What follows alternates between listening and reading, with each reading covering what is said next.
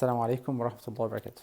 أهلا بكم في الحلقة رقم 6 من سلسلة كلمات إنجليزية ومصطلحات إنجليزية مهمة. كلمات بستخدمها يوميا. أنا بنقي الكلمات اللي أنت غالبا بتحتاجها في يومك. أوكي، ركز معايا.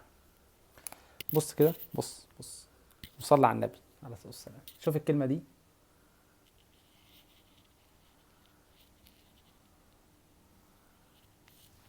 اسمها إيه؟ and. اسمها إيه؟ and معناها و، يعني حاجة وحاجة. محمد and أحمد. أوكي؟ حاجة وحاجة. وخلي بالك الأمريكان لما بينطقوا and بيشيلوا الدي خالص، يعني ما بيقولش and، بيقول محمد and أحمد، ما بيقولش and. يعني مثلا عايز أقول أسود وأبيض، هقول إيه؟ أسود يعني إيه؟ black and white، يبقى أسود وأبيض. black and white. نقولها ازاي بسرعة؟ black and white، ما تقولش black and white. black and شيل الدي. black and white. قول معايا black and white، اسود وابيض. يبقى and دي بستخدمها ايه؟ لما اجيب حاجة وحاجة، حاجة وحاجة، حاجة وحاجة، يبقى and. طيب شوف دي، ها اسمها ايه؟ or. اسمها ايه؟ or بقى او، يعني يا دي يا دي يا دي يا دي. يعني لو قلت مثلا black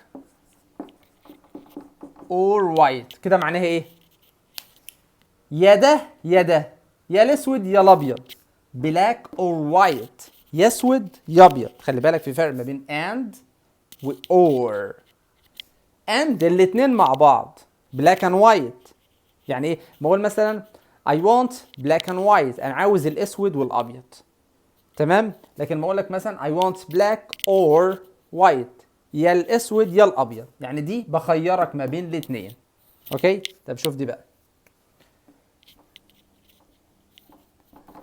ها but او ممكن تقولها كده but دي معناها لكن، بتربط ما بين جملتين فيهم تناقض. فيهم ايه؟ تناقض. يعني مثلا ما اقول انا بحب الاسود لكن ما بحبش الابيض. يعني مثلا ما اقول I like black، انا like بحب الاسود I like black، but ما بحبش الايه؟ الابيض. but I do not like white. جملتين فيهم تعاكس، متعاكستين او متناقضتين. اوكي؟